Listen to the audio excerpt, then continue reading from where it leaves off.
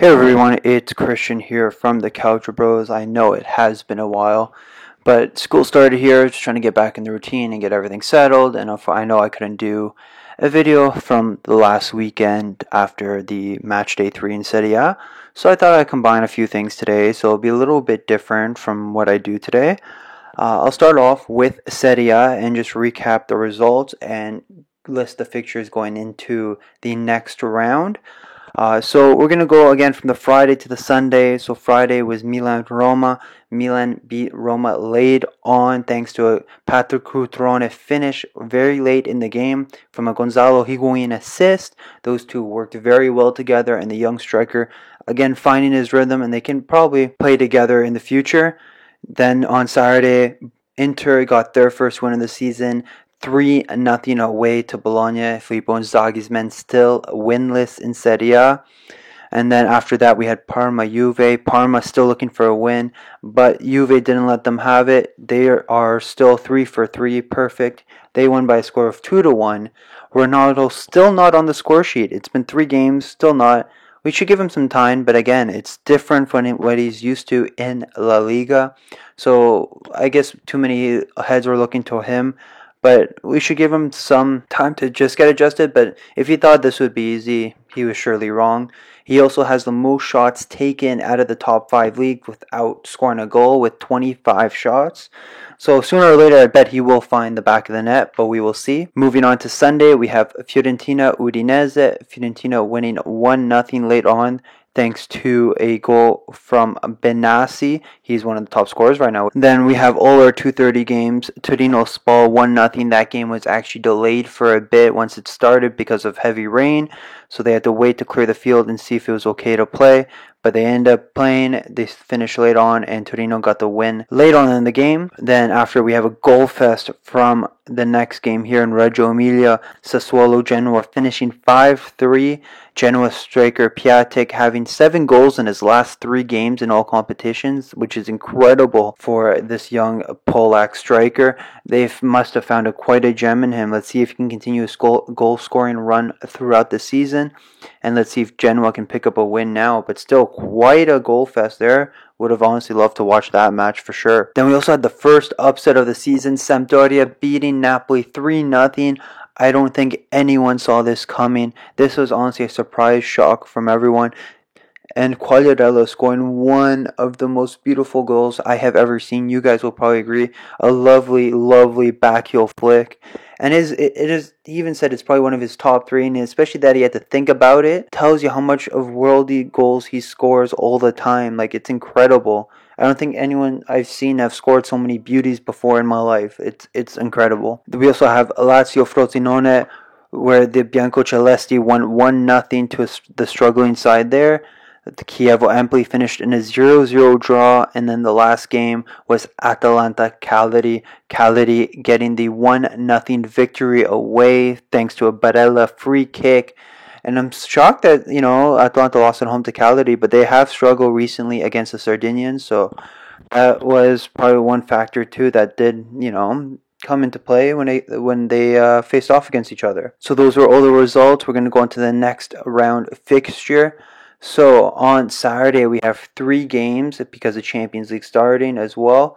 Actually, I don't know why 3 games, but still, we'll go with it, I guess. In the morning, we have Inter Parma at 12, Napoli Fiorentina, which will definitely be a good game. Napoli want to bounce back, while Fiorentina looking to continue their run, and I feel like it will be a very heated matchup for sure. And then the end of the day, we have Frosinone Sampdoria. It's not too big of a game, but Sampdoria looking on carrying their confidence that they brought in from their victory over Napoli. We had the first 6:30 game of the season, and that's Roma Chievo. And then later on, 3 games at 9 o'clock, Genoa Bologna, Juventus Sassuolo, Udinese Torino. I think Juventus Sassuolo will be interesting for sure, considering both teams are on good runs here, both top of the table. And let's see how it finishes too. I do feel it'll be quite interesting, maybe a few goals. We'll see. 12 o'clock game is Empoli Lazio. So again, Biancocelesti looking to continue their run and bounce back and continue just getting results that they need. Cagliari Milan will close off Sunday. This will be for sure an interesting game, and Higuain is favorite striker in this game just because he has 7 goals in his last 9 games against Cagliari, so they are one of his favorite opponents. We'll see if he can get his first goal for the club, even though he almost got it last week, last match day, but it was ruled off offside. But we'll see if he gets it now. And then closing off match day 4 is on the Monday at 2:30. We have Spal Atalanta. That will for sure, I feel, be a good game as well. So we'll see how it goes, and we'll see what games you guys are looking forward to as well. So after the match day 3, we had the first rounds for the UEFA Nations League, which is a new tournament. Most of you already know. So it's supposed to be replacing international friendlies, making it more exciting with relegation, promotion to the finals, qualification into different European competitions as well. And as I think there's something to do with Champions League and Europa League. I'm unsure how it works entirely, but I know there's 3 teams in each group. Each team plays each other twice, and then again you can be relegated or promoted into League A, League B, all that sort of stuff. So Italy are in League A, and they also have Poland and Portugal, so they played their 2 matchups first. Their first game finished 1-1 in Italy against Poland. Zielinski opened the scoring for the visitors, and then Jorginho tied on a penalty. We're away to Portugal. They lost a 1-0 thanks to an Andre Silva goal. And it's funny how 2 players who would play in Serie A, even though Andre Silva's away on loan, but still, he's owned by Milan. They score against Italy, and it shows there's something missing there. Italy aren't as competitive. They're not as terrifying as they once were. And this is something that Mancini really has to work on. I know between both games, there's at least 9 changes that Mancini made going into the game. So I guess he was trying to test out a lot of players. And it was also the first time against Portugal that Romagnoli and Caldara played together in a center-back pairing since year 21, which was over 2-3 years ago. So that was interesting to see, as we can also tell they will be the future of the Azzurri back line. And let's hope that Italy can bounce back. They have one more UEFA Nations League game this year. I believe it is against Poland. They are visiting away. It is in October. They are playing one friendly against Ukraine, and then against that match against Poland. We'll see if they can pick up a point or at least something else in Poland. Let's hope they can qualify and not go down, because then it will cause more trouble if Italy do get relegated to League B. So my next segment here I'm going to actually talk about the Champions League and Europa League that will be starting after this, or pretty much next week, I guess. So we had the groups announced about a week and a half ago. So I thought I'd just given my thoughts about each group with the Italian teams. And there are some interesting groups for sure. And I feel it's going to be an interesting year because there are some good matchups for sure. We're going to start off with Group B. And so that is Tottenham, Inter, PSV, and Barcelona. So for sure, 3 top teams in that group. And it'll be interesting to see who advances out of it, who will go to Europa League, who won't survive. And it is Inter's first time in the Champions League in so long. So I honestly don't even remember the last time they were in it. It's been a while. I know they were in Europa League not too long ago, but still, this is their time with a new team to see how well they play against Barcelona and Tottenham and PSV, who have all been in competitions recently. We also have a homecoming for Coutinho, who also did start at Inter before heading off to Liverpool. So he'll be returning to the San Siro. And as we also remember, last time Inter played Tottenham at the San Siro, Gareth Bale, got that hat trick, which really made a name for himself, and that's when he started to develop more. But now that he's not there, let's see how they can handle Harry Kane, Dele Alli, all these players who are really performing for the Spurs. But I feel Inter, this is a good challenge for Inter, just that way they can push and really try to see the type of team they have. This is important. So we'll see what they can do and what they are made of. Going on to the next group, which is Group C. Liverpool, PSG, Napoli, and Crvena Zvezda, if I said that right. Don't quote me on that, but when you have these tough names, it's hard to say. But going on to the group, Liverpool, PSG, Napoli, already, that is incredible. We had the runners-up from last year, PSG, with its star-studded attacking trio of Neymar, Mbappe, and Cavani. That will be a tough challenge for Napoli for sure. And let's see, especially that Ancelotti has won 3, I believe it's 3-4 Champions League, maybe 5. he's up there. He knows how to win, but with a new team like this, let's see how well he's able to manage with this Napoli team who have been struggling of late in the Champions League and as well as Europa League, as we remember last year. But again, different coach, different mentality, different tactics. So I feel Ancelotti will prepare himself well. But let's see if Napoli do have the team because they sort of bought new players, but is it enough for them to really compete this year in the Champions League against some of these teams? We'll see what Ancelotti will do, and come January, how he'll be able to strengthen the team if they do advance or not. But I feel for sure that it will be a good test for Carletto. Group G now: Victoria Pleasant, Roma, Real Madrid, and CSK Moscow. So this for sure, I feel this is a tricky group. It's not a bad group, but I feel it'll be tricky. Moscow have given problems to a lot of teams in the past. Roma, yeah, they made it to the semis last year, but can they repeat it? We'll see, especially they lost like Allison, they lost Nainggolan, and they have like 12 new players that they brought in. I know like Olsen's not a bad keeper, but I know we always compare him to Allison because there is such a different caliber there.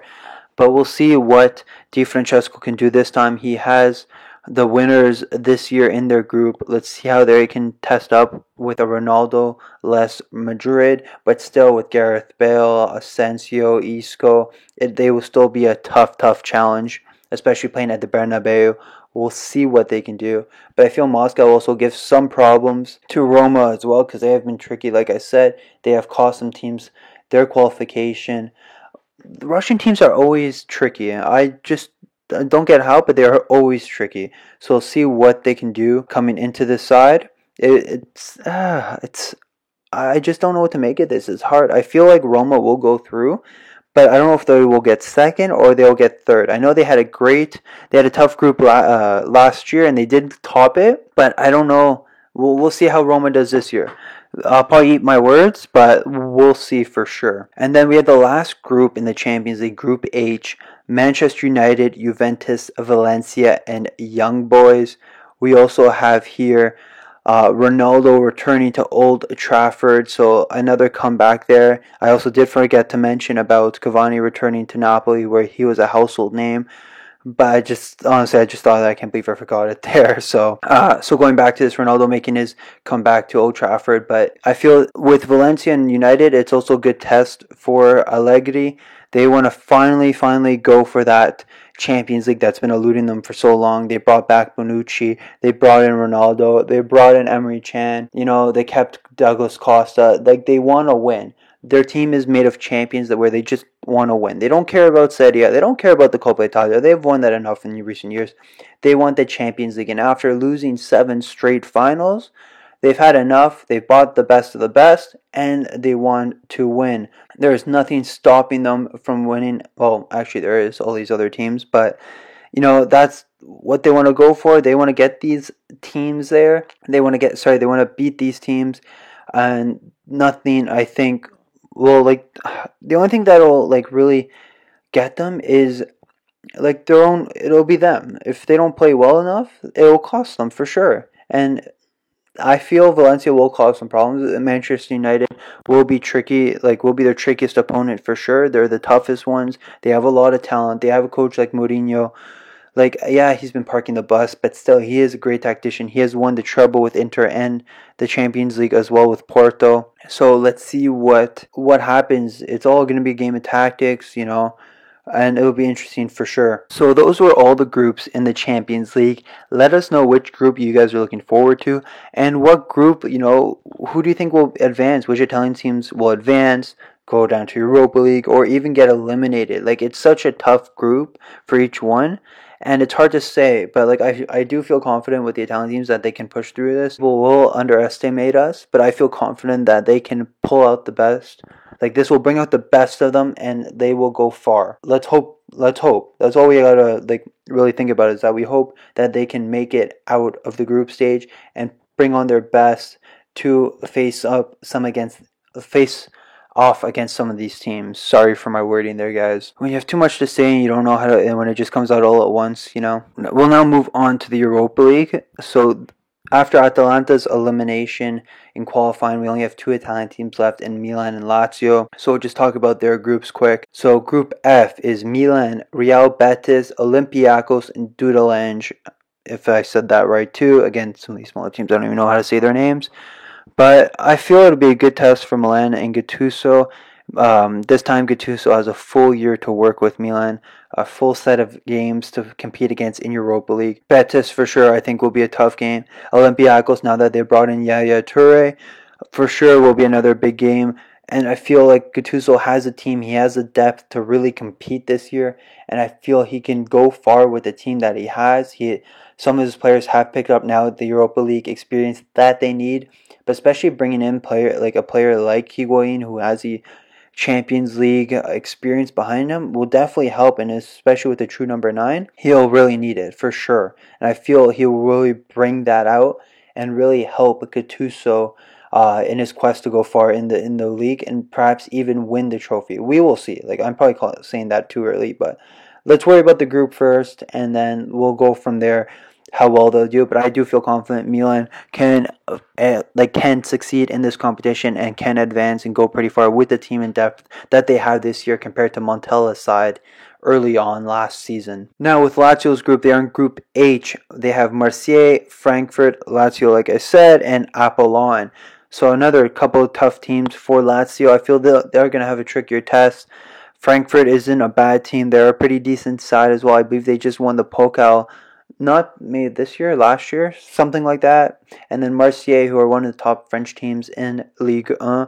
So that will definitely be a big test for Lazio. Let's see how well they can do this year. I remember they gave up their round last year. They thought they advanced, relaxed too soon, and then they just completely let it slide. That's not something Lazio want to do again. They want to go far, and they want to prove to themselves that they can win and be able to play their own game. So I'm interested to see how well Simone Inzaghi can do with his team this year in Europa League. So that's all that I have so far today. Let us know, or whatever, about your thoughts for the Europa League groups as well. And let us know what you guys are looking forward to next week in Serie A, or this upcoming week in Serie A, Champions League, Europa League. What you guys think of the UEFA Nations League, and how do you think Italy can succeed going forward? For sure, it's going to be a tough ride for the Azzurri, and it'll be a definite challenge for them. So don't forget to follow us on Twitter, Calcio_Bros, and subscribe on YouTube for more Calcio content. We'll hear from you guys soon. Ciao.